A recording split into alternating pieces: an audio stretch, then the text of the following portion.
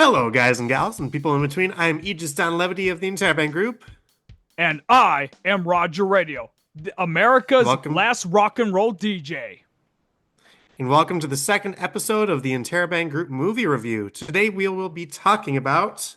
I got Voodoo Ranger right here. We'll be We're talking talking about about the. Voodoo Rangers. I didn't know that was a movie.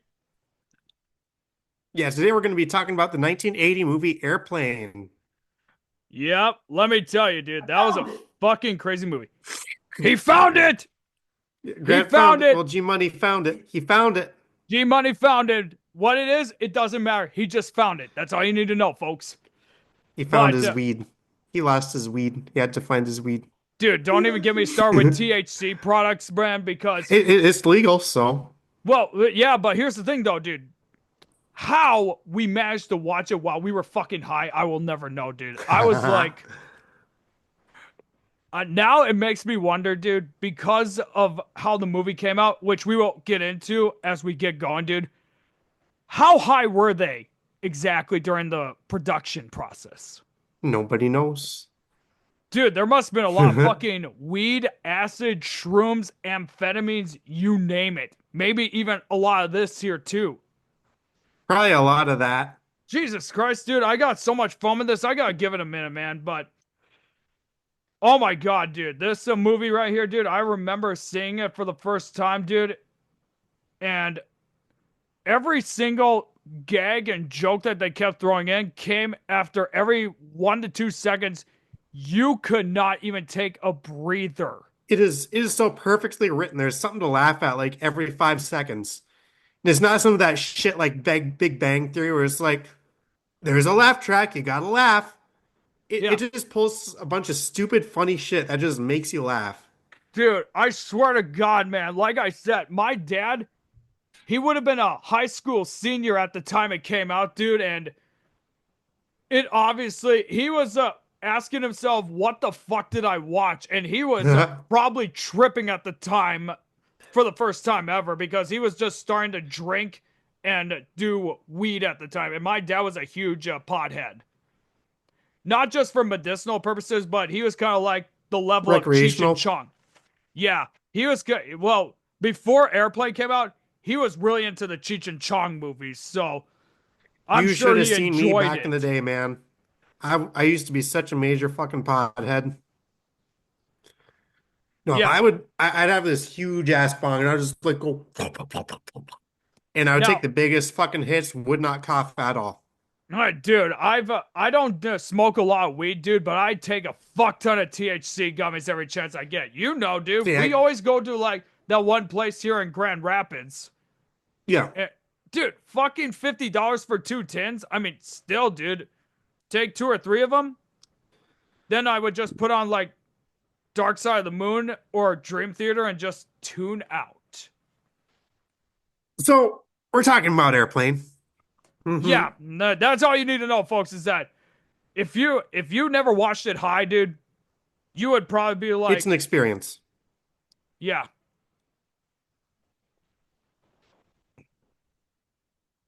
Well, my All right, phone's so finally resolved, so hmm,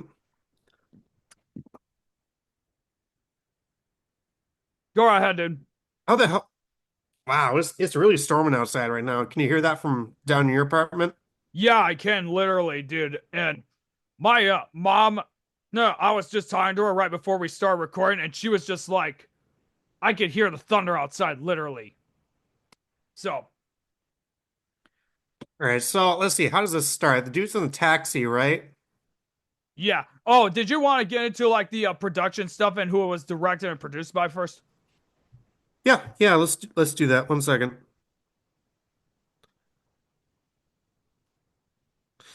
Yeah, it was directed by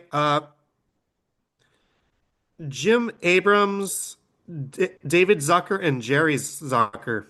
I almost said Jerry Sucker. No, Ha, Jerry Zucker. sucker. Sucker. Yeah. Also referred to as ZAZ. Okay. That's like what their nickname was. And I'm just looking it up right now, and it looks like all three of them actually grew up together in Milwaukee, Wisconsin. So they were just a Really? footstep from us, which is kind of cool. Damn. And it looks like some of the other big movies that he directed included the likes of Big Naked Business. Gun? No, he did Hot Shots. Okay. But we will get into that as soon as we get into it. But from what I'm saying, he did the Hot Shots movie. He did the first Hot Shots and then the sequel. Yeah, another cool thing about this movie is it's a comedy, but they hired strictly drama actors for them, and they play it so deadpan, so serious, that just makes it even funnier. Yeah. Yeah, the genre that I'm just looking up quick is that it's an American disaster comedy film. Yeah, Um, it's a type of comedy known as farce. Farce, yeah. Okay, so for the casting part, David Zucker explained that the trick was to cast actors like Robert Stack, Leslie Nielsen, Peter Graves, and Lloyd Bridges. These were people who, up to that time, had never done comedy. We thought they were much Yeah, funnier than the comedians of that time were. It's probably because they were so dead serious. yes, I am being serious. Don't call me Shirley. Yeah, exactly. it, We'll get into that gag once it gets to it, but yeah, it's like one of that's them later on. legendary quotes and whatnot. So, but here's the funny thing. I don't think that, for me, honestly, I don't think this was Leslie Nielsen's first comedy thing that he did. You want to know why? Why? He appeared in one of the episodes of MASH during their first season, and it was a kind of a comedy episode. Did he play a major role in it, or was it just like a little small role? He was playing as a Colonel Buzz Bryan was his character's name, and they were trying to make it look like okay, so the synopsis of that episode was that he got shot like in near his bum, and they took it out, and he was playing off as like, "Hey, don't put me with these battle fatigue guys," because he never missed a sick day, so to speak, during his military service. Then you got Hawkeye and Trapper, both played by Alan Alda, probably one of my most favorite actors of all time from that era, and then Wayne Rogers. And they were trying to make it look like he is suffering from fatigue and all that. Yep. And obviously, he played it with so deadpan stuff, and some of his lines were pretty funny. There was a encounter that he Yeah. had with Frank Burns, who was played by Larry Linville, and Frank was like, "I want to feel your leg," just for an examination thing. And he looks at him like, "It feels fine." And then he picks up hmm his hand again. "What are you trying to do?" Frank says, "Take your pulse." And he said, "Well, can you do it without touching me?" And of course, this was, they were doing like the pre recorded, like laughing and all that. It Okay. wasn't filmed before a live audience, but it was like one of those recorded laugh tracks. But I felt it was a funny skit. So that's why I feel that, I think it is kind of a little misleading when they say that he never did a comedy role. It was just one TV episode, but I don't know if TV episodes count. Yeah, I wouldn't really count it toward that. Yeah. But anyway, so it starts like they're in the fucking airport, and the voice, there's like a male voice and a female voice, and they keep saying, white zone is for immediate loading and unloading of passengers only. There is no stopping in a red zone." Yeah. And And they were started becoming more smart assing, just talking yeah, trash to one one of them another. switched it up. They were like, "The red zone is for immediate loading and unloading of passengers only. There is no stopping in a white zone." And the female voice is like, "I know what this is. You want me to get an abortion." And it's Yeah. a funny bit. Oh yeah. And by Right the way, before, I didn't right say this before, yet, but spoiler alert: we are going to spoil the entire fucking movie. yeah. If you And haven't seen it, if you haven't watch seen it. it, go watch it. Otherwise, what the fuck are you doing watching this episode of our podcast before you go watch the movie? All right. But I want to say the one thing right before all that happened was they made fun of Jaws at the beginning. It looks like an ocean, but Oh it's yeah, like, yeah. above the clouds, and then you see the tail of the plane. Dun, dun, dun, dun, dun, dun, Da-da, dun, dun, dun, dun, dun, dun, dun, dun, and all that. So da-da. then all of a sudden, as the dun, dun, dun, you see the word airplane. And their airplane comes bursting through the clouds. Yep, exactly. So the main character is Ted Stryker, who is played by Robert Hayes, and no, he You've was seen him in playing. such titles as Airplane. Yep, and he was showing up as a taxi driver, and he puts the toll on. I'll be right back. Never comes back. Never comes back. But he was trying to patch things up with his ex girlfriend, Elaine Dickinson, played by Julie Haggerty. See, I can't remember any of the names of the characters, so I'll just describe. Like, when I say the girl, it is Elaine. When I say the guy, it is. I already forgot his fucking name. I'm looking at the Ted cast something. name. Yeah, I'm looking at the cast listing for Airplane on Wikipedia, so it's all here. But yeah, he's just like, please give me a second chance because they had like a falling out because of Yeah. things that we will get into involving Ted's story. But they had like some kind of a falling out, and she was like, I'm ready to move on. And then as she walked away from him for the first time, he looks at the camera and what did he say? What a pisser. Yeah, what a pisser. So he already broke the fucking fourth wall in that. No, before that, like they were in the airport, all right, and these people were going through security. Guy goes through beep beep beep. He was like, "All right, put all your metal objects in this tin, please." He And, starts fucking takes off his arm, takes off like his entire fucking body, yeah, and puts it in the he was fucking so he, tin. he was supposed to be like a reference to like a robot or something like that, right?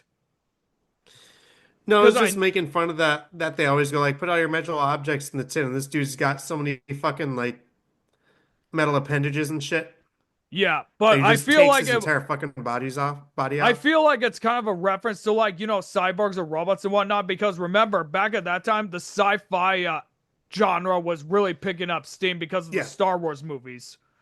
And I don't know. I honestly don't know if that was supposed to be a reference to like one of them, like C3PO from the first Star Wars movie, Yeah. or not the first Star Wars movie because that would be episode 1. It was episode 4. All right. Anyway, so then there's this announcement. It was like, Captain Over on the white phone. He picks up the red phone. It says, no, the white phone. Dude, I just loved how that phone was such a fucking smart ass. Dude, if I picked up like, let's say I accidentally picked up your cell phone, right? And you're like, Yeah. they announced like, Roger Radio, you have a phone call on this phone. No, it's your phone, dumbass. Oh, sorry. Hello, hello, hello. I just hit my fucking headphones. Fuck me. Anyway, it's going on about like there's this girl on the plane. She has to get heart surgery in 6 hours at the Mayo Clinic. Yeah, the doctor was calling him, and the heart was literally on his desk just Yeah, it beating. was just like going boom, boom, boom, boom. It was just Yeah, it bouncing just around his start. Yeah, it desk. was jumping around like it was a happy heart. Like, yeah, I'm getting to be donated to someone. Yay, yay, yay. But I was like, Hmm. is that how my heart would be if it was taken out of me or something like that? Would it be jumping around? It would probably be if I, depending on if I was drunk at the time when the heart came out. Damn. Can you hear that Holy out there? fuck yeah. Dude, I just felt that, dude. Fuck me, bro. Oh yeah, there was that bit of this person. Um, he was like guiding the plane with his fucking like light up things, you know. Yeah. Hey, where's the And this dude's forklift like, at? "Hey Larry, where's the forklift?" And he's like, "Over there." And the plane just crashes into the building. Yeah. Oh yeah, I was gonna say the guy who's named Over is played by Peter Graves. I don't know why, but for some reason I was expecting you to say played by Peter Griffin. I don't You think just he said would. Peter Guh, and I was like, oh, Peter Griffin. Yeah. I'm just looking it up right now. Peter Graves, he portrayed a character named Jim Phelps in the original Mission Impossible TV series that went from 67 to 73. I didn't even know Mission Impossible had a show, honestly, but yeah. All right. Anyway, the guy in the movie, the main guy, he goes up to the counter. He's like, "I like one ticket to Chicago," and it cuts out to that dude who was waiting in the cab. He's still waiting out in the cab. He's like, Just pull it on his watch. "Yep, yep, yep." And the lady at the desk says, "Smoking or not smoking?" And he says, "Smoking, please." And he gets the ticket and is literally like fucking Yep, literally on smoking on fire. fire. Yeah. Yep. That's the one part that got me. I was like, what the fuck? Like I figured that they would give him like a cigarette or something like that. Or maybe a doobie like me. All Let's see. right. Then Oh, there were, it, oh, I was gonna say as no, okay, so throughout every time they're in the airport, there's like these guys who are asking, could you please make a donation? Could you please make a yeah. donation? And Stryker, he was the first guy to like knock one of them out. He didn't even look at him. He just grabbed him by the shirt collar. Boom. And he does not even change face. He just kept the same facial expression the whole time. Oh, and then there was like he tries to ask right before he asks for the ticket to Chicago. He ends up continually pleading her for another chance. And she's like, you won't change. You won't change. And then he ends up having a traumatic flashback from his time in the war. Yep. Yep. I had flashback written down. I was waiting for you to say something because I couldn't remember what the flashback was. Yeah, it was like it looks like them Japanese planes that were hitting Pearl Harbor. I think it was. And one of the kamikaze pilots. Yeah, one of the kamikaze pilots. Yeah, I don't know how they could have did a lot more with that storyline so we would understand it on it. Honestly, from my Yeah. honest And opinion. anyway, it goes onto the plane, and they're like these dudes speaking jive, as they call it in the movie. They're speaking jive. Yeah, and ladies and gentlemen, like the jive talking guys that were hang on. I'll give you a hint. They weren't white. Yeah, that's all you need to know. And they are from the inner city. And obviously, I don't want to offend too many of them, or I never want to offend anyone. Because remember, Me neither. in college, I had a lot of black friends, you know, I did too. and obviously, like I could understand, like there's like certain people who are very sensitive to like certain topics and whatnot, and I don't want to get into it. But remember, this was 1980 when this movie came out, and they really pushed it far. I mean, And they were it's no. it wasn't just the jive talkers, but they also brought in monks, they brought in Asians, they pretty much brought in almost everyone from different ethnicities or races. Yeah, they stereotype just about everyone. Yeah. But it wasn't. It was in good taste, though. Is the thing. Yeah, I don't know, man. Like I said, it's 1980, and you know, like how people can these days be very sensitive to it because it's 2025, you know. So, but yeah, the jive talking, dude. Even I was listening to some of the jive talking, and I was like, "The fuck were they talking about?" I even don't understand it. I think that was the point. They were like, I want these people to know what the fuck they're saying. I just want to make it so ridiculous. Yeah. You know? Oh, so they all get onto the plane, and there's the co-pilots, Clarence Over by Peter Graves, who I mentioned, and then there's my most favorite one. Let me see. Just give me a second, please. Oh, First Officer Roger Murdoch, played by none other than Kareem Abdul-Jabbar, who is considered one of the all-time greatest basketball players ever, who played for the Milwaukee Bucks, who he was using the original name Lou Alcindor, and then he went to the Los Angeles Lakers, and he ended up being part of the what was deemed the Showtime Lakers era, because the Lakers back in those days, they were starting to draw more celebrity attention, for like celebrities like musicians, actors to Yeah. watch sports. More specifically, the Los Angeles Lakers, because the Lakers, they were the team. Alongside with the Boston Celtics, the Los Angeles Lakers were the team. And Anyways, there obviously, was. yeah, go ahead. Oh, go ahead. No, you go ahead. It's all right. So there was Clarence, Roger, and Victor, and there was this line. It was like, "We have Clarence, Clarence, Roger, Roger. What's our vector, Victor?" Yep. And obviously, so Victor, who you were talking about, it was flight engineer Victor Basta, played by Frank Ashmore. And from what I'm saying, there's not much info on him. I think he wasn't a huge actor. He just did a few roles. But every time um flight control kept contacting him, they would be like, Roger, huh? Huh? What? Over. What? Eric. Oh, never mind. I thought my camera was going to be out of focus for the rest of the fucking video again. Well, just remember, dude, I'm not hitting stop at all, man. We're just gonna keep going. Yep. So, Yep, we're but going to you keep know going. what We're I going to mean. plow through this. Yeah, but I think that was the joke. I think that was pretty much the joke that they were doing with the pilots or whatnot on the Yeah. fucking plane. Is like, because Roger and over are like terms that they use when they're communicating, whether it be in the military, in law enforcement, or like any emergency situations, or in planes. There was also this good line around here.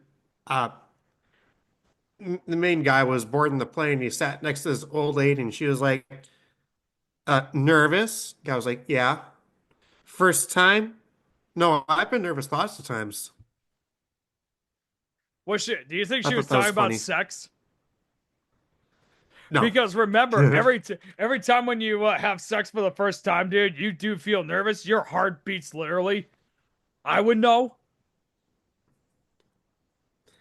Like he goes across the plane, and there's like this nun reading this little magazine called Boy's Life. It goes on this little boy reading a magazine called Nun's Life. Yeah. The funny thing, the really cringy thing about the nun reading the boy's life thing, it almost feels like, I don't know if that was supposed to be a diss towards the Catholic Church because of all the I don't think it scandals was. and I just think it allegations. was. No, I think it was simply just like, oh, there's a nun reading Boy's Life, and there's a boy reading a nun's life. I think it was just like I don't know, dude. surface. It's like, when I look back on it, dude, it does feel kind of like a really unsettling coincidence. You just went blurry, and I know I'm not drunk right now.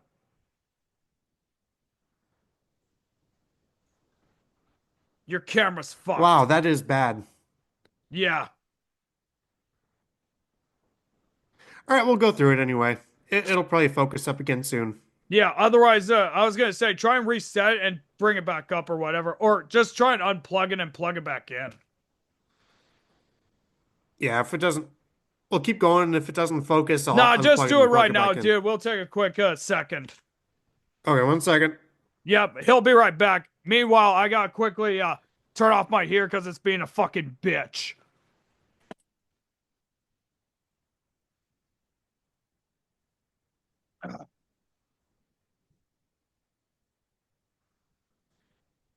All right, I plugged it back in. It's just taking a while. Yeah, it'll take a quick second, yeah. But I can see your full name right there, clear as day, so.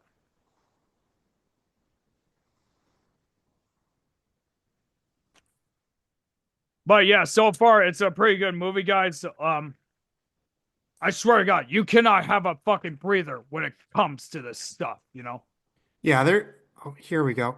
I got it. There we go. You got it? Yeah, Oh, it looks a lot better. you look much more fucking better now. Yeah, I Okay, did my makeup and everything while we were gone, so I should look a bit better. what, Bernie didn't do his makeup either? No, he didn't do his makeup. I did my makeup though. Oh, Yeah. I thought, yeah, I figured he would have had to change his mask, honestly, so. Anyway, so the the girl in the story, all right, she goes up to this elderly woman sitting in a chair, and she was like, "Would you like something to read?" And then she asked, "Do you have anything light?" And then she's like, "How about this? Famous Jewish sports legends." I'm not even gonna get into that, obviously. There's only one person who I know who was Jewish who played on the football team when I was at ICC. And I knew right away because he was wearing a yarmulke. And like with yarmulkes, it's a sacred thing, folks. All right. Yep. Okay, so I think I can't remember what else happened in that, but I know that the old lady was talking to him, and she was like, "I understand you guys like had some history," and he was like, "Yeah, I was in Drambuie," and then we go to probably one of the most iconic flashback fucking things ever. He is in a bar in Drambuie, right? He's the only one Worse who's than dressed. Detroit. What's that? Worse than Detroit, he put it. Yeah. He was the only one who was dressed in like a military style uniform. Everyone else looked like they were on fucking Popeye's team or whatever. And you know what I'm talking about. Yeah, I do. Yeah. And then there's these Girl Scouts who I know were fucking guys just wearing a fuck ton of makeup. They were playing poker. And the other one accused the other one of cheating. Bullshit. You want a piece of me? And they just start fighting. They smash chairs, they smash tables, they go through walls, and then they hit a jukebox that fucking plays Ha the Bee ha Gees. ha oh, staying alive, staying alive. It ends up basically, ladies and gentlemen, the whole fucking flashback thing turned into fucking Saturday Night Fever. And Saturday Night Fever at the time was probably one of the biggest movies. And the soundtrack for that movie is considered, according to Rolling Stone, as one of the greatest soundtracks ever made. But he ends up meeting the gal, Elaine, at that place. They And he start was like, dancing and shit. yeah, but as he was looking at her, he looks to the guy and says, "Please pitch me so I know I'm not dreaming." Woo! Holy shit. It is storming out. I wouldn't know. I have my curtain up, so. I knew that was coming. Did you see the lightning right before that? I did. I saw the lightning. Strong. Yeah, I didn't see it. I have my curtain up right now, so. Like I'm sitting like right next to a fucking window, so like I can even with the shades closed, I can see that shit. Yeah, I was gonna say. Anyway, so if our microphones end up catching it, let's just keep it in anyway. Fucking keep it in. oh yeah, of course. But what was I about to say now? Oh yeah, he says to the guy standing next to him, "Can you pinch me so I know I'm not dreaming?" The guy looked at him He's like, and he just gets up slowly and just walks away. Then they start dancing. Yeah. There's an old guy who was laying here on the jukebox, and as it turned on, he just starts jamming. He was jamming with Elaine previously, and apparently he got stabbed in the back, and he's just like this to try and tell her, "I just got stabbed, help yeah. me." But she wasn't buying it. She wasn't buying it. Yeah. You know, if I ever got stabbed in the back, dude, I would actually do that. Not because I got a knife in my back, but I just want to just make that reference. Because it was pretty funny as fuck. And then Stryker, he ends up stripping out of his military uniform and wears that fucking uniform that... I can't remember who was it that played the main guy in Saturday Night Fever, but he was wearing that same uniform. You know, that tux?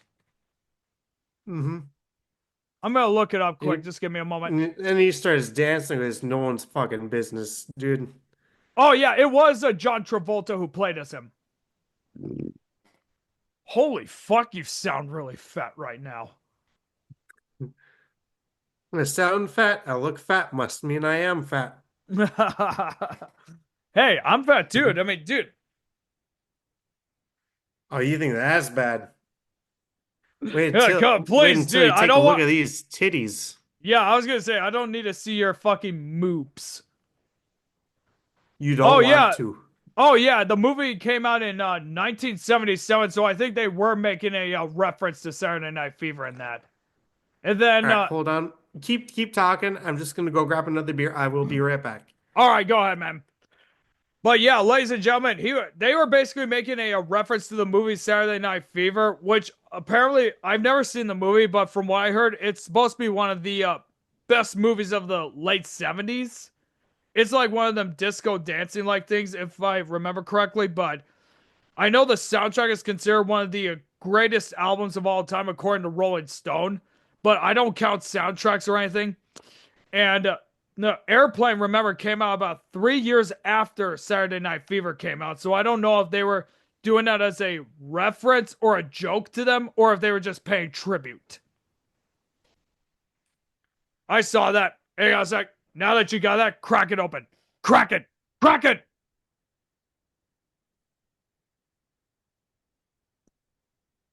Cheers. Cheers, brother. Yep, not officially sponsored, but someday we will. By Voodoo Ranger, the best And IPA. and Clock Out Brewing Traveling Jack IPA. Oh, and you know what the funny thing Just is? Clocko in general is the best brewery in town. Well, yeah, I know that. But dude, I brought you to Rapids Brewing that one time. Yeah, I still prefer Clocko, but Rapids Brewing wasn't that bad either. Yeah. I remember, dude, like I brought you to that Oktoberfest, dude. We were just And talking about World War II. We're like, oh, fucking Hitler and them Nazis. yeah, but you're German too, though. I am. Yeah, I'm but German and remember, dude, Bohemian. here's the thing, dude. You're German, you're mostly German and Bohemian, dude. I'm Norwegian, and us Norwegians did have probably who was considered one of the biggest traitors in world history, in Vidkun Quisling. He was around, he was the one who sold information to Adolf Hitler. He was the one who turned Norway over to Hitler, and he announced the Nazi coup. Yeah, see, with Hitler, the more I learn about that guy, the more I think he's a fucking jerk. Well, not only a jerk, dude, but he was a fascist. I know. But, dude, It's a, it's a I got, references comedian Norm Macdonald. oh, yeah, I know what you're talking about. But, yeah, dude, I showed you that one book that I had. We had a lot of people who served in World War II from my hometown of Hill City. And there was one guy whose name was very memorable. And the memorial park in Grand Rapids, or no, Hill City is named after him. Donald Bierbauer. And that's his actual last name, if you're wondering. He was tied for second place for like shooting down the most Nazi planes. He even Ooh. asked to be put in the European theater. And I got an autographed copy of the book that the guy who wrote that book gave to me. All right, so we're talking about Airplane, all right? But yeah. Anyways, let's just continue on. All right, so this little kid's like, when can I see the cockpit, Dad? And then there some shit happens, and the kid gets up to go to the cockpit, and he's like, "You're Kareem Abdul-Jabbar." Dude, he was like, I don't know what you're talking about. My name is Roger Murdoch. And the kid starts talking shit about him. And he was like, you know what? No, he was looks like, back. I think you're the greatest, but my dad, like that. Here's the thing, though. Kareem Abdul-Jabbar at that time was one of the top 5 greatest basketball players in the whole league. Dude, remember, before LeBron James, he was the all-time scoring leader. All right? And Kareem was partnered up with Magic Johnson, who is also another one of the all-time greatest point guards. But he was like, he looked around to make sure no one listened. He grabs the kid by the collar. Listen, yeah, I'm out there busting my ass. You tell your dad to come meet me in the gym or whatever. And the kid just looked at him stunned. And meanwhile, you got fucking Clarence Over saying, you seen a grown man naked? Or have you ever been seen in a grown man naked? Have you ever been in a Turkish prison? Or, damn it, What was that one other question that he asked right after Kareem confronted him? I can't fucking remember. Damn it. We were just watching And that scene earlier too, dude. Fuck. But yeah. Clarence over. He was like, "Have you ever been in the cockpit before?" No, this is my first time. And then he starts asking the most stupid ass questions ever. yeah, And I was and like, what the fuck is going on, dude? Who would ask a child that? That would be like if I ever asked my nephew this stuff. yeah. And my So there's nephew also is this. about 14 years old, dude. And he would even look at me now these days. He would be like, "Oh, I get what you were asking about, you stupid fuck." There's another running gag that starts around here.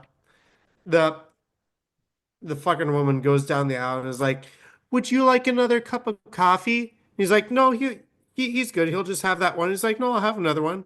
And it's just like showing her fucking, and in her head is like, uh, He uh, doesn't drink coffee at he home. never had a second cup of coffee at home. Dude, for some reason, I looked at her face like you were talking about. She had that look that was like, "Oh my God, he must be cheating on me." You know what I'm talking about? Yeah, yeah. I know what you mean. I think it might. I don't know why. It feels like it's a cheating reference because you know, like how it is with like, oh, Yeah. I don't know what you do. I only know you for what you do when I see you individually. That kind of thing. Anyway, so this woman goes over to the nun. She has an acoustic guitar with, and she's like, "Can I borrow your guitar?" She like drags it all across the aisle, hitting everyone on their Boom, fucking boom, head. boom. But Bum bum folks, by the bum way, bum. be careful with guitars. They are fucking expensive. All right, I know because Oh yeah. my father, like I told you, when he had his whole collection, he paid about nearly $30,000 worth of guitars. I got two of them sitting here. One of them's a family heirloom because it was my grandfather's, but the Les Paul Goldie guitar that I showed you was about at least $4,000. And the one guitar that my sister Brandy currently is inheriting, if you look at it at a certain angle, it'll be like blue and then black. That guitar was $8,000. Yeah, anyway, so she starts like playing music for this sick little girl, you know. And she Yeah, just fucking to try to cheer the makes kid up. I mean, yeah, you gotta lift the kid's spirit up sometimes, you know. And I know she had it in her heart to do that. But and she moves the what the guitar in such a lyrics? fashion that it unplugs her fucking thing. And she's going like, you know That what I would be mean? like, that would be like if at Grand Rapids Riverfest, if our main headliner accidentally did not or unhooked from the amps. Hmm. You know what I mean? Yeah, anyway, so there's that whole fucking sequence, you know. Then it comes to this piece where this guy's talking like a Japanese general. Yep, yeah. Stryker was talking to this Japanese general, and oh yeah, right. Just to quickly say, dude, right after the Saturday Night Fever flashback happened, and he was still talking, and the old woman he was talking to fucking hung herself, dude, because you could see her legs dangling. And Yeah, she ends up having a flashback of her own a few minutes afterwards. And he was like, "Remember we used to sit up all night and talk?" And she was like, "Remember when I used to sit on your face?" hmm But yeah, she has this fucking mousy ass voice. It ain't as much as it ain't as like it is a cute voice, but I don't think it's sexy enough. You know, like that one woman from it's she. I can't remember her name, but she was playing as Jerry Seinfeld's girlfriend on the contest episode of Seinfeld. I've never watched Seinfeld, so I wouldn't know. Yeah, you wouldn't know, but I'm sure all the viewers will know about it. But he talks to the Japanese general, and he commits seppuku. You know, takes a sword Yeah, and just yeah. does that. Also And called that's Harakiri. yeah, and that's the Japanese way of committing suicide. And Yeah. It's usually because they did something disgraceful and are like, it's just the only right thing to do is if you are a disgrace to your family, you commit seppuku. yep, pretty much. Anyway, But so he's going through this like fucking flashback, all right, to when they were visiting this African tribe. There's this one scene where the oh fucking girl is God, selling them like Tupperware and shit. And there's this other scene where the guy is teaching them how to play basketball, and they're all like fucking naturals on it, and it's funny because they're black. they started alley-ooping and dunking, literally. And I've seen a whole lot of my black friends who are on basketball teams who I managed for fucking do that. And I looked at them and I was like, what the hell is the How the secret to your fuck do you guys? do that shit? Yeah, what's the secret to your guys' athleticism? And I remember one of them who is from Milwaukee or Angola, Africa. He said, it's just in us. We're very flexible. Well, that's at least what they said, but fucking A, man. Hell, dude, I guarantee you, like, the Boston Celtics were the ones that broke the barriers for that in the NBA because before Kareem Abdul Jabbar, they had Bill Russell, who is considered one of the top 10 greatest basketball players ever because he was among the earlier ones to break that color barrier for basketball.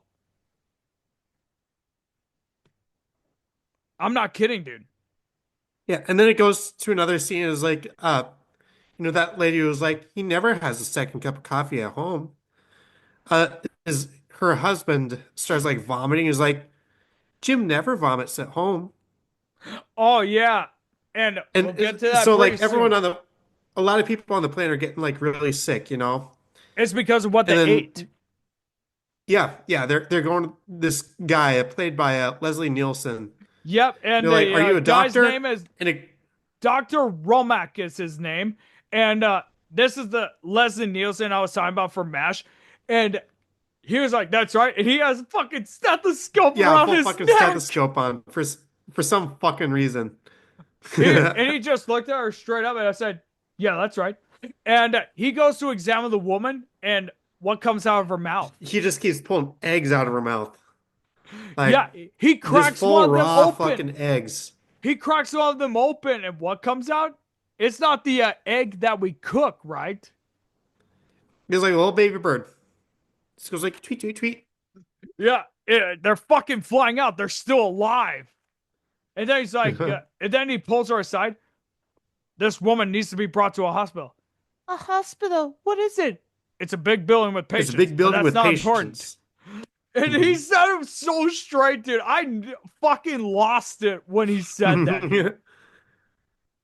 And yeah, hang on a second. Let me see if I can find my notes, people. You gotta bear with me quick. I feel like I'm reading off a script because I keep fucking pulling this shit up, but I need to know where I'm at on this bullshit. Oh, yeah. Give me a sec.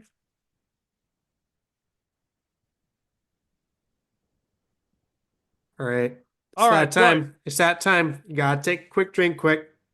Oh, yeah, give me a moment. I was gonna cheers you first, but You didn't say cheers, I'll, though. I was waiting for you to get ready. All right. Cheers, Bernie. Fuck you, Bernie, but I love you.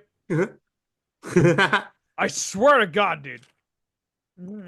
I found a Christmas sweater that had him on it, and my sister Brandy was really into that meme, and I was thinking about getting that.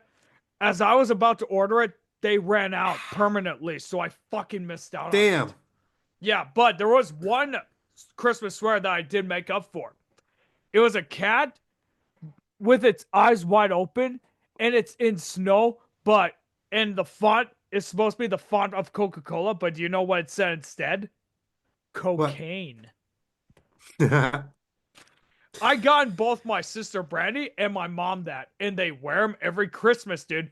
My mom had to make it up to me by getting me a Christmas story sweater that had the leg lamp in it, but it's like an actual Christmas sweater. All Anyway, right, so it goes so to the scene. It's like, how soon are we gonna land? I can't tell. You can tell me I'm a doctor. no, I mean I'm just not sure yet. Wait, you can't take a guess? Not for another 2 hours. You can't take a guess for another 2 hours? No, I mean we can't land for 2 hours. We have to push on the Chicago.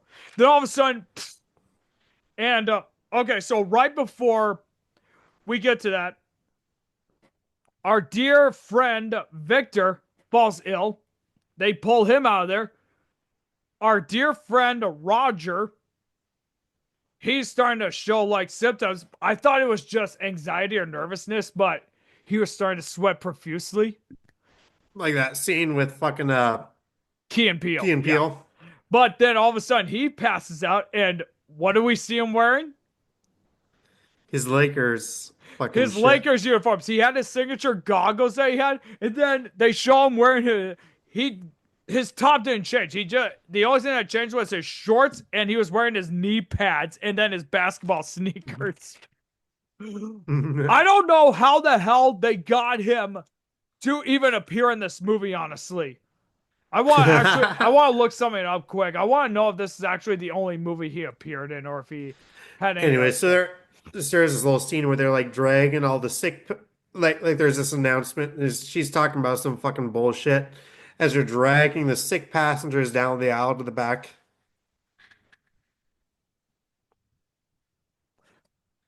Oh, it turns out it wasn't the only one. He was in oh dude, he was in Bruce Lee's 1972 film Game of Death. Who would have thunk that, huh? That was his first appearance, and then Airplane was his second movie, and then he was in a fuck. Give me a moment. I'm just looking up a couple of these. I'm not going to take too long. Oh, yeah. Those were like a couple of his only movies, actually. So, yeah. Up and then, can't remember. I was about to look something up quick. Oh, it just says they were trying to figure out this Your illness. cat was just going like, your cat's still doing this, going like under the door. Oh, yeah. Did you see that? I didn't even see that. It's my little Oreo cookie. I don't know where she's at, honestly. Let me grab her quick. Let me see if she wants to make an appearance quick. I'll be right back. Baby, come here, girl.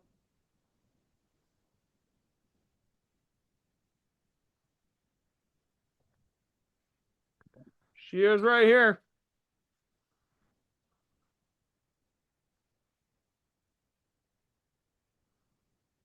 Hang on a sec, baby.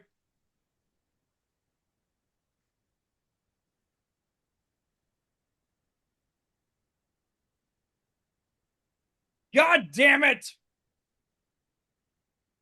I know what she was freaking out about. It just flooded a little bit in my apartment. It's not bad. I could just, it's not actually that bad. It was because of some of the rain, so. I knew I should have taken out the renter's insurance, but dude, I'm fucking poor, man. I can't afford fucking $400 a year. But yeah, it's not Anyway, that. so Yeah, but yeah, go ahead. so Otto makes his appearance. You know Otto? Yes, dude, Otto.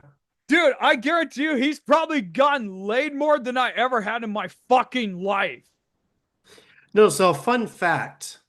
Whenever I look up like movie facts or anything about movies, I use a website called IMDb.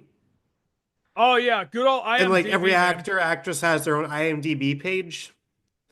Otto has his own IMDb page. What? Yeah. Look it up. Go on IMDb and search Otto. Hang on a second. Let me Legit. find that. Yeah.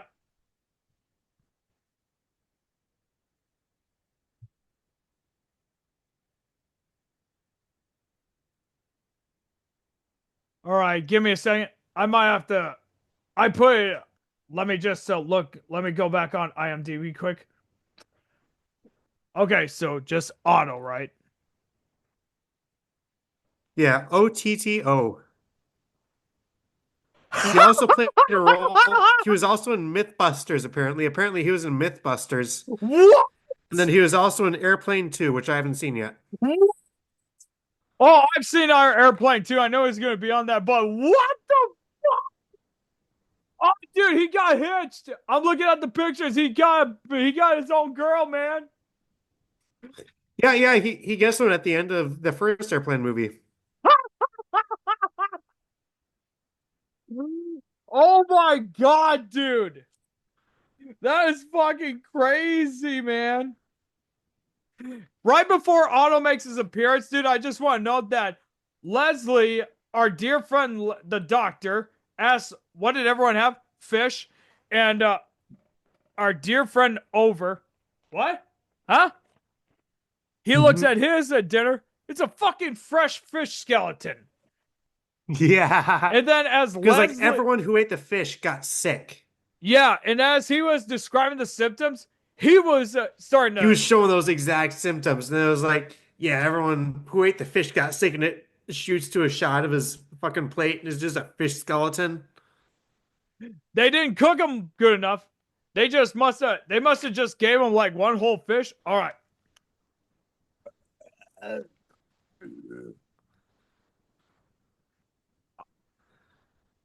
But yeah, it's fucking funny as hell, man. And Okay, then it goes so back to the police station. It goes, this guy is like, well, it looks like I picked the wrong week to quit smoking cigarettes. yep, and that was Lloyd Bridges playing as Steve McCroskey. You know, I was wondering one thing. I just gotta look it up about Lloyd Bridges. Yes, I figured that. I knew it. He's Mhm. Jeff Bridges' father. Really? Yep, I just looked it up. That was the one question I wondered is like if they had a relation, but it turns out he's Jeff Bridges' father, Hmm. which is pretty fucking cool. But yeah, he was like supposed to be like one of them flying experts kind of things who or like one of the enforcer kind of guys. And he keeps going off of like, oh, I sure picked a bad day to quit smoking, quit drinking, blah blah blah. We'll get more into that later on. Yeah. But yeah, he says we gotta get the he ends up accessing or contacting the plane. Elaine, the stewardess, is there. All of a sudden, Otto starts deflating. And he says, you have to blow him back up. And where's the thing where you have to blow into at? This is dick. Right where the belt's at. And as the doctor was about to go check on him, he was doing like, what was it? It was like, Yeah, I don't know what that checkup is called, but you know, it's a girl spreading her legs, and he has like one of those things that looks oh, I like know what you mean. this. I don't know what that procedure is called, but it's none of my business. He was just in the process of working on it. He's like, oh, okay, and she has to blow him back up. Lloyd Bridges says, blow him back up, Shing! And then he comes in. It was supposed to be a blowjob joke, and just as they got done, they're there with a cigarette. Like, oh, life is good right now. Life is good right Yep. now. So, And then there's this bit. It's like she's going on the intercom. It's like, no reason to be alarmed. No reason to be alarmed. By the way, is anyone on board who knows how to fly a plane? And everyone goes like, ah, everyone starts panicking, and then what comes in front of us? a A big chick pair of with titties. bare tits. A chick with bare tits. But remember, I think it was the same woman from earlier because there was some jello shaking around, and all of a sudden it pans over to her.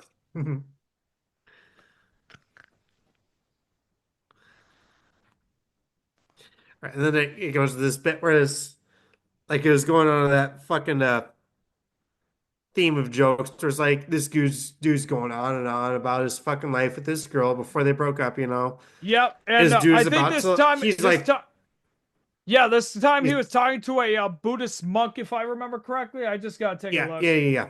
And he's just like pouring gasoline on himself as he's Yep, talking. self-emulation. I remember what it was That's it, called. self-emulation. Yep, and he was about to lie himself. The stewardess talked to him, and she was like, "Can you talk to him quick?" And he looked at the Buddhist monk, and he He was shaking his head like yes, like please go, please go.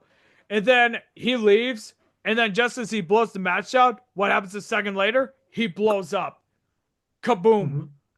I don't know if that was supposed to be a stereotype joke to, like there's a lot of these monks or Muslims who often blow themselves up, if you know what I mean. Mass suicide, No, that it stuff. wasn't Muslims. It was fucking Hindus.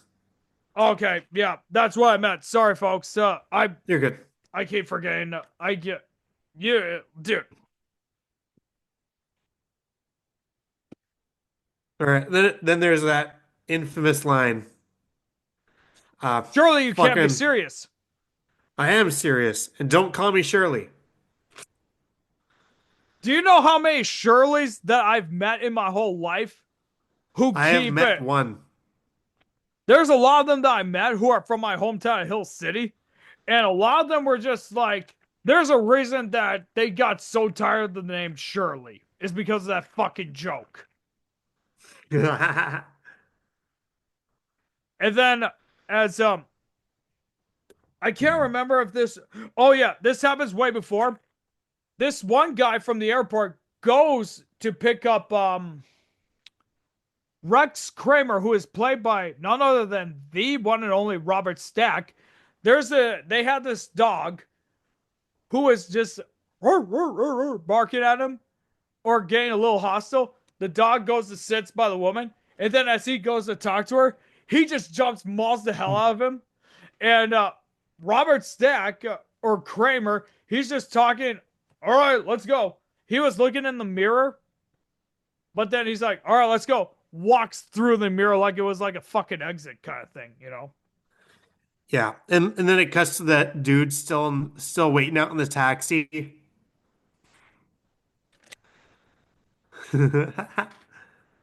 Oh, it's bit, and I'm just looking at this word, or this word right here.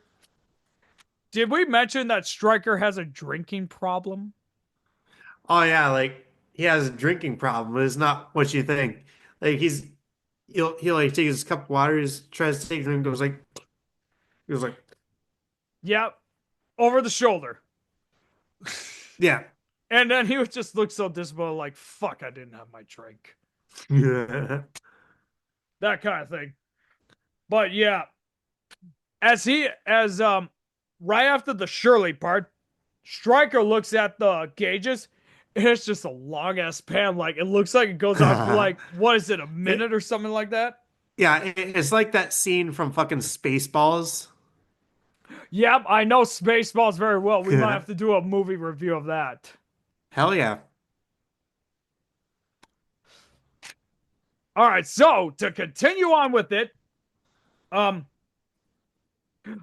oh yeah, Lloyd Bridges. Calm down, get a hold of yourself. No, this is coming later. But right before that, it's like Lloyd Bridges. They cut back to him. He's like, "Man, I sure picked a bad time to quit drinking," and he's literally standing like in his own fucking portrait. Yeah. There's a portrait of him like in the exact same pose, like right behind him. Yeah, and I was like, "What the fuck?" And then we cut to Robert Stack, who's driving his car. There's the assistant behind him, and do you want to say something about the green screen? It is like a very shitty green screen. It is like the shittiest green screen I have ever seen in my life. You said it But was I'm like pretty one of sure the. they did it that way on purpose. You said that it was like one of the cheesiest fucking green screens you ever saw. Yeah, that sounds about right. Yeah. All right, you go ahead and keep talking. I gotta take a leak quick. I do too. Want to just take a quick break?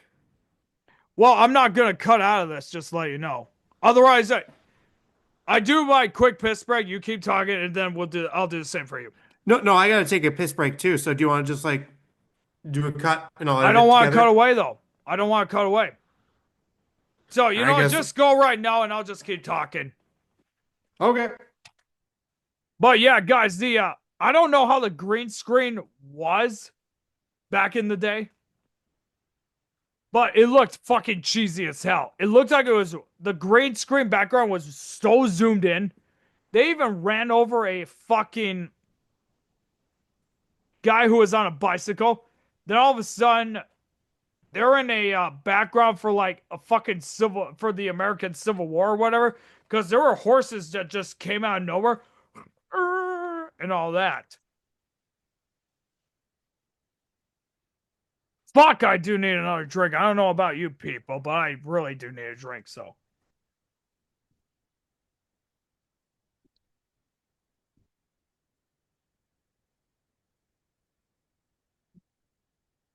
Almost knocked over Bernie.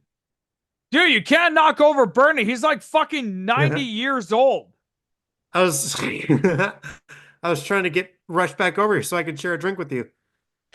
Well, I gotta get a new one, so you gotta give me a second. I gotta take a piss and then I'll be right back. But just give your thoughts about it. I'll be right back.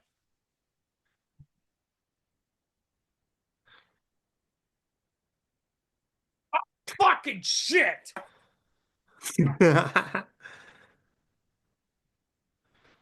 All right, let me think of a joke.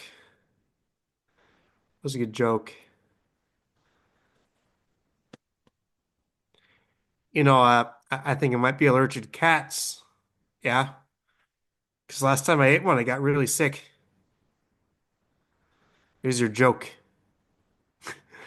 No, this is a really shitty green screen, and either they did it on purpose, or I'm pretty sure they did it on purpose, just because it was that bad.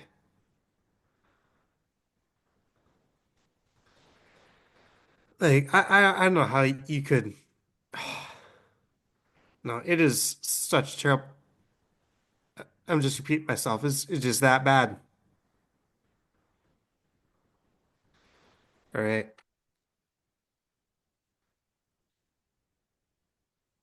Anyway, I don't have much to say about it. I'm just gonna wait for Roger to get back. Oh, there he is. Wanted to show my other little baby too.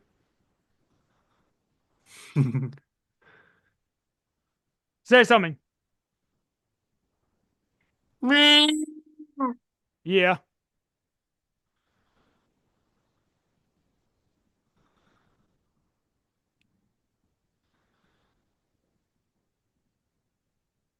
She doesn't know where she's at right now.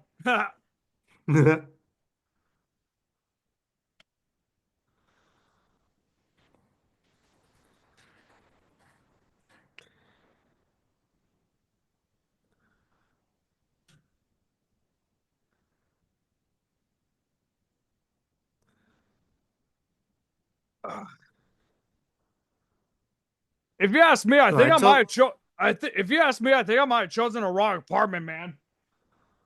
No, I might have to check it I next. told. What's that? I told the audience a joke while you were gone. Don't tell me. I'll probably look at it later once you fucking upload this whenever Yeah, you do. you were supposed to say what was the joke, and then I was going to say you'll have to watch the video to figure out. It's probably something about pussy and whatnot because I have Excuse two me. cats. And not to No, it mention wasn't. they are female It was cats. a cat joke though. It was a cat joke. What do you expect me to do? They're the only ones that I can have for pets, dude. If I had a dog, dude, dogs they have more emotion than cats. Cats you can leave alone, but dogs need you 24/7. Oh yeah, yeah. You are absolutely correct. Let Yeah. me hit this and we're gonna share a drink. Oh, hit it. I know what you mean. Like that one girl that you want to fuck. I'm not What? gonna mention names. So.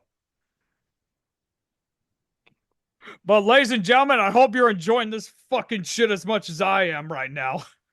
All right. Oh, give me a moment, dude. Fuck. Shit. Fuck. Oh, I was I waiting want for you. cheers. This is a Voodoo Ranger. You can't see it because I got it in my fucking what's it called? It's called a Frost Buddy. Yeah. Keeps your drinks nice and cool.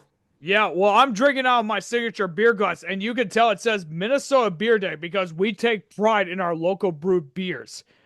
And let me tell you, in Yep. Grand Rapids, Minnesota, dude, There's fucking love them. nothing good to do but drink beer and do drugs. But I Oh, don't do no drugs. drugs, no drugs. Just THC stuff, but keep away from the other stuff, all right? It's bad, all right? There's a lot of that up here though. That's Anyway, the. cheers. Yep, cheers.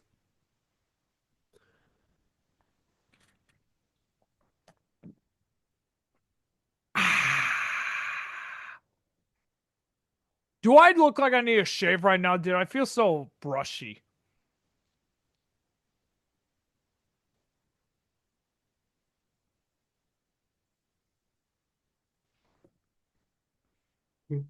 I mean, we got me, a pretty much signified nut job from a radio station, and then we got fucking Jack the Ripper here hanging out with Bernie and Weekend at Bernie's.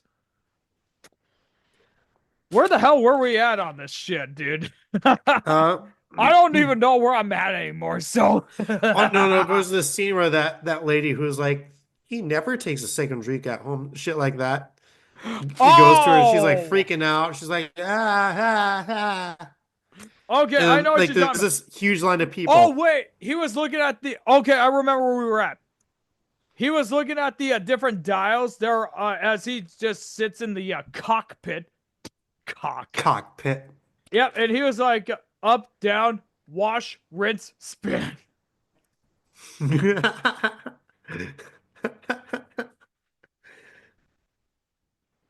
Oh shit, I almost threw away my full can. I was gonna grab an empty can and just chuck it for the fun of it. But yeah, it was right after that part is probably one of the most imitated scenes ever. And the only reason I know about this scene is because they made fun of it on an episode of Family Guy. The woman who you were talking about, who's like, he doesn't get second cups of coffee at home. She starts freaking out like, I'm going to die. I'm going to die. Calm down. Calm down. It starts with the stewardess, and then it starts with another male passenger, and then it starts with Leslie Nielsen. Calm down. Doctor, you're wanting on the phone. None's there. Everything's going to be all right. It starts right. panning over to this like big line of fucking characters. One's got like boxing gloves on. One's got a wrench. One's got a gun. One's got a bat. I don't think I want to know what they did with the gun. Did they just fire a warning shot or whatever? No, they straight up shot that bitch. But she's a parent. Why would you shoot a parent? If she was a single woman, that'd be a different story. But why would you take a child's mother? Same reason you'd shoot anyone else. Just like Icorn. I should not have said that. I should not have said that. I'm. This is the part where I say I'm gonna bleep that out, and then I don't bleep it out. Yeah, you figure it out. All right, so yeah, you figure it out. You'd know it if you lived up here. Yeah, like I said, dude, you're figuring it out. You're the one who's editing this. I got my own shit to edit. All right.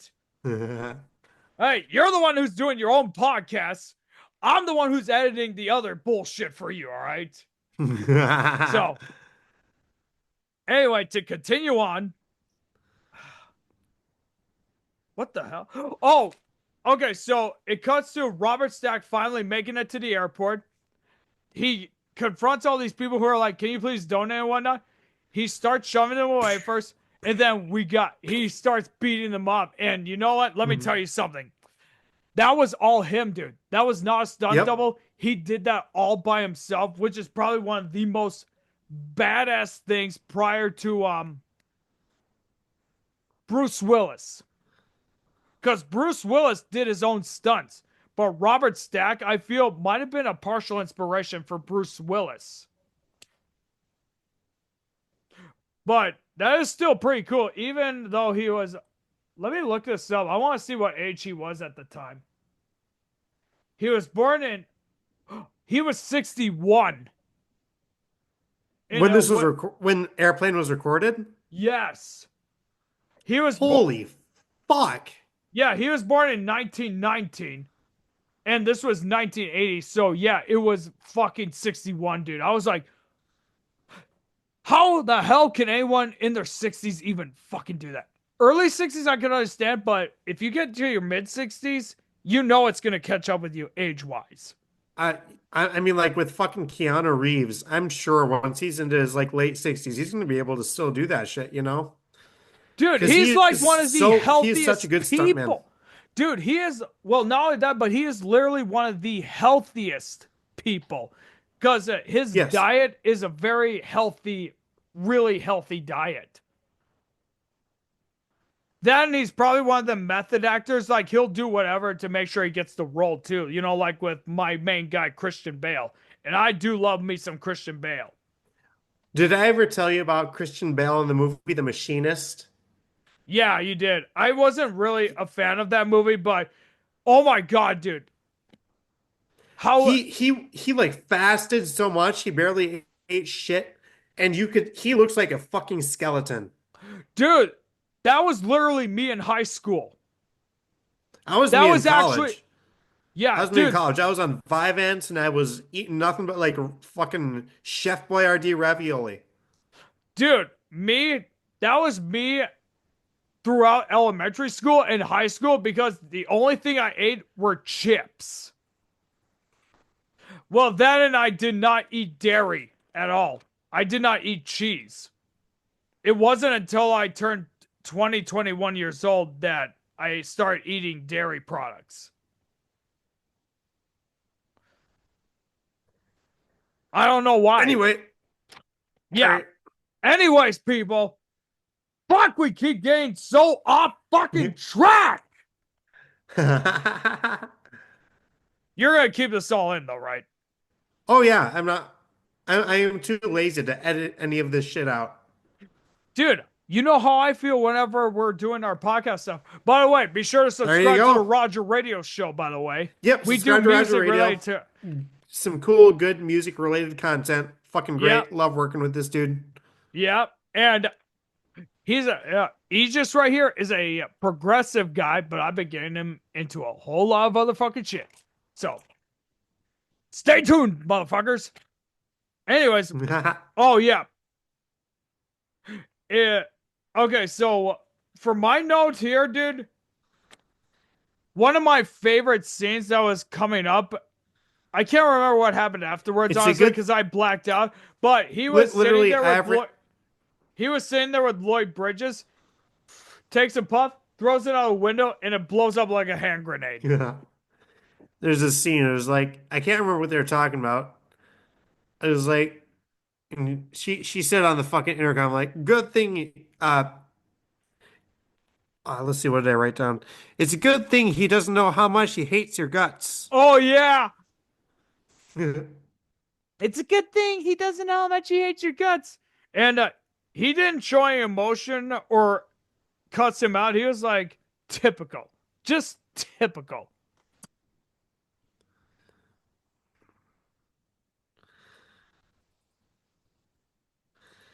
And then there's a scene where like they're trying to talk to these two African American gentlemen Oh yeah, who are that old speaking in lady comes jive, in you who know? can speak And jive. they're like, I can't tell what the fuck they're saying. So they get this like older lady. She's like, I don't worry, I can speak jive.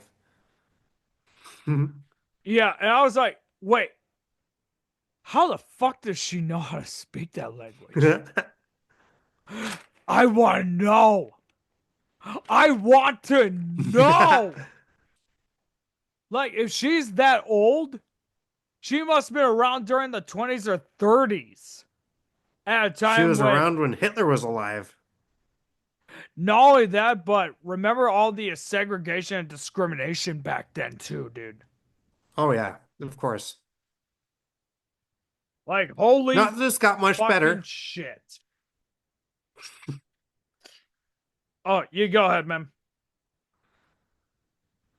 Anyway, there's that whole fucking scene. This lady talking jive with these guys, you know. Yep. And it goes back to the fucking police station and is like, oh, looks like I picked the wrong week to quit amphetamines. Yeah. And I don't know if it's even a drug these days, but I know amphetamines were a drug that a lot of musicians back then used. Oh yeah. Keith Moon, who is my all-time favorite drummer because his lifestyle is kind of like mine for the partying aspect, he abused a fuck ton of amphetamines. But he called them French blues. See, That was a when I was slang in term. college, when I was in college, not only was I very addicted to marijuana, but I took a lot of Vyvanse. I had a prescription for it, but I abused the shit out of it. and it was a good time. I don't do any of that shit anymore. Yeah. But I was so hooked on it. It felt so good, dude. Right? Even I wouldn't know, honestly. Like, I never took an amphetamines. The only prescription stuff that I took, pill wise, was just Adderall, and that was it. Yeah, these days it's strictly alcohol and Xanax for me, but I don't abuse my Xanax. I only take it when I need to, Yeah, that's a and I good try thing, not to man. take too much. That is a good thing because Xanax, from what I heard, is an extremely addictive It is. medication. So I It, don't it know just how doesn't. you can control it. I honestly don't know. How the fuck do you control it? I know it just doesn't give me the same high as it gives most people, you know? It just helps with my anxiety. Like, is it like I'm just trying to figure this out right now, and I'm sorry for getting off topic, but No, you're is good. it because of is it like when you take a THC gummy, for example? Or how does that work? I don't fucking know. All I know is like I have a panic attack or some shit like that. I take a Xanax and I feel good. Yeah. I really yeah, I was gonna be like I was looking to possibly try and get a subscription for that because back in those days during COVID-19 I was dealing with really bad insomnia, but my mom knew firsthand about she never saw anyone take it and she never took it herself, but she studies a whole lot and she knows how bad Xanax can be if you abuse it the wrong way. Yeah, that's the other thing it does. It takes care of my anxiety, but it makes me really tired. Yeah. Anyway, so we're talking about airplane. Oh, Oh yeah, cut to the scene like uh this guy's drinking some like whiskey, and he's like, uh, would you like some whiskey, ma'am? This one was like, certainly not. She just pulls out and just rails some fucking cream like, some big ass fat lines. And I know that right afterwards probably happens. Probably what happens afterwards is probably my most favorite joke of it all. And I'll say it to you simply, ladies and gentlemen. Oh fuck! When Kramer hears about this, the shit's gonna hit the fan. and then An actual shit literally hit the fan. My dad, you just went blurry. But let me tell you this. My dad, we were watching it together, and when my dad saw that, he nearly died laughing. You're Mhm. better now. But dude, I don't know what it was about that joke, dude. Like, it's probably because of the correct wording on it or whatever, honestly. But fucking A, dude.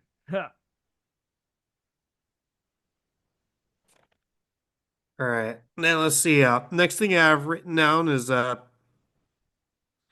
they pull the fucking and don't call me Shirley joke again. Yep, once again. Yeah, and then they have this little bit where they're talking about like fucking they're doing like different fucking shits on the fucking airplanes. And it mentions Air Israel, and it shows an airplane. It's got like a fucking yarmulke and fucking curls and shit. Yep, I know what you're talking about. It also had a full Oh yeah, fucking the beard. beard, of course, the beard. How could I forget the beard? Yeah, not to mention that there was also another clip where, oh no, it will be coming a little bit later on, but they're all just sitting there and they're watching plane crashes on the monitor.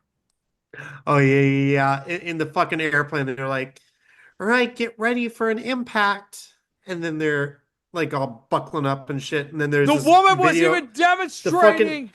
The woman was demonstrating how to do that, and it's like one of those fucking pool floaties that you wear in a swimming pool. Literally. no, but they're like, they're going through all that, and then uh fucking Yeah. G Money just appeared out of nowhere. A wild Distracted G me. Money appears. Anyway, and then the last thing I have written down in my notes, this is the last thing I have written down in all of this, uh, is oh, I picked the wrong week to quit sniffing glue. Oh my god. Okay, so right before I got up to that part, Robert Stack, my main guy, Robert Stack, he and his team head up to the control tower, and there's a referee introducing him, like in reference to when in football games the team captains would shake hands and do a coin toss kind of thing. They made a Oh yeah, joke I know what scene towards you're talking that, about now. and then that's when Lloyd It was like Bridges did the sniffing you glue thing, shake his like hand, you shake his hand, you shake his hand, you shake his hand. They're going that's like Beavis and Butthead's preferred drug, by the way, if you're wondering. shake. Sniffing glue. Oh yeah. If you Wasn't watch there a the bit where they were like sniffing like glue that was like specifically made so it doesn't get you high? supposedly, but They sniffed it that's anyway and it never a didn't do shit and guarantee. they were very disappointed. Well, here's the thing, but it's never a guarantee because they're still going to have a chemical in it that you will get high on, regardless.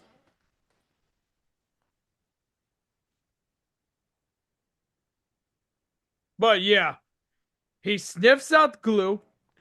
While they're up in the control tower, it looks like they're doing laundry because of the washer and dryers, or the screens they're looking at look like that. And then, as our dear friend Stryker is about to bring the plane down, Leslie Nielsen, I just want to tell you both, good luck. We're all counting on you. And he kept continuously doing that. Yeah, like a few minutes went by and it went again. It was like, just want to know that we're all counting on you. Yeah. I couldn't tell if he was glitching or whatever, man, or just reminding them. But even right after they managed to make it on the plane, or down on the ground, I meant, he still said it. But Robert Stack, Rex Kramer, for some reason, had to put obstructions on there to make it look like, come on, they need a fucking crash. That way I can ruin Stryker's life. And he gave that Dr. Evil look, like, din-na-na, din-na-na. And that's the closest we get to having an antagonist in this movie. It's still bullshit, Because dude. like in this movie, there's like no bad guy. It's just like a bunch of stupid shit that happens. Well, dude, it's Airplane. What do you fucking expect? I think from what I've been seeing, obviously, and I might get into this in a little bit, but they all make it down safely. The little girl gets to the hospital to get her heart transplant. Everyone gets treated for the fucking fish poisoning, and Elaine falls in love with him again. She was so respecting that I could control my emotions or whatever as he's trying to get the plane down and all that. They fall in love again, so to speak. Otto the autopilot, remember, he takes Otto out of his cockpit seat, and she's fighting him. Does this, and he apparently tries to teabag Stryker. Get the fuck off me, and all that. And then we get to them making out for like probably the longest kissing scene for a fucking ending movie. It only needed to be 5 seconds, people. It only needs to be for 5 seconds. All right. But I would pay to play that role in that movie just for that 5 seconds. Or it was a minute and a half, I think. I can't or for remember. that minute and a half. But Even either better. way, Otto. But either way, after they crash the plane, Leslie Nielsen, good luck. We're all counting on you. Like, he is still glitched like a fucking video game, and I'm sure G Money would understand glitches because he's a fucking gamer. I'm a video gamer myself, but I don't have time because I'm doing this fucking bullshit with you, obviously. But the point is, it's like a glitch, and then they all make out. I'm surprised they weren't fucking on the cockpit or whatever. And then you got Fucking on the cockpit. Yeah, You and then just you said got the phrase Otto. fucking then fucking you on got the top, Otto, who just gave cockpit. me a sus look. Like, that's fucking sus, Otto. Don't fucking give me that sus look, all right? Fucking not on the kidding, dude. cockpit. I'm not kidding. Oh shit! Give me a second. Uh, I crashed my window. Hang on a sec. Okay, there it is. Just give me a second.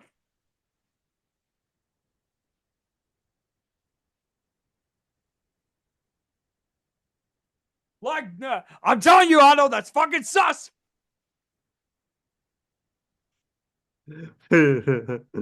You still said the phrase fucking on the cockpit. Damn it! It's too greased up.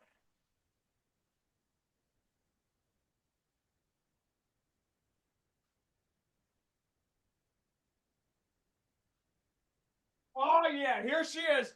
Mwah. Yeah, Otto, that's fucking sus. Don't fucking look at me like that. Don't you fucking look at me like that. You still said fucking on the cockpit. Wait, what's that? I couldn't hear you. Nothing. Remember, the guns are not loaded, people. No one's gonna get harmed, all right? But yeah, And I'm just still laughing at the fact that you said fucking on the cockpit.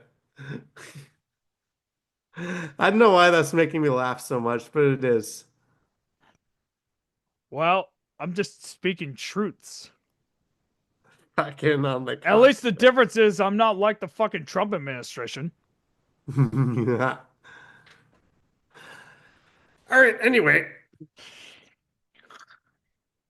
But yeah, I was gonna say, here's the funny thing: like when it came to like a lot of these drama actors, a lot of them did go on to do comedy movies. Like Leslie Nielsen went on to do the Naked Gun trilogy. Lloyd Bridges ended up doing the Hot Shot series, and then Robert Stack ended up appearing in the next movie that we will review, and that is Beavis and Butthead Do America. Hell yeah.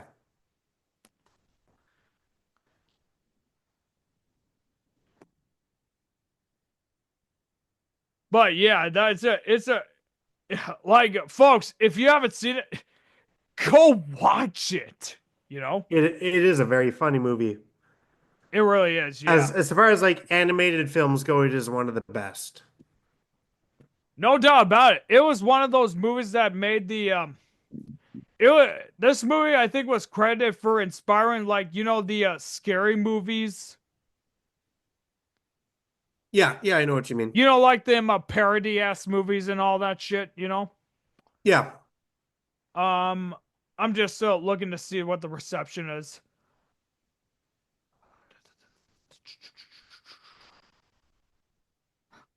Yeah, the film marked a significant change in the film persona, or Nielsen enjoyed the major career boosts right after the Airplane movie. And it ended up playing a huge role for being inspired for the Naked Gun movies. And then there's yeah, personally, yeah, like I said, dude, like anytime when it comes to fucking parody movies, dude, like Airplane's like mostly credited for it. So I think it was probably the first or one of the earliest that did that. All right. You got anything more to say about this movie, or just go watch it? If you haven't watched it yet, go watch it. All right. Have a good night, folks. Hope you Yeah. enjoyed the video. Make sure you like, subscribe. Go subscribe to Roger Radio. And have a good one. Yep. Go subscribe right now. Anyways, see you fuckers later.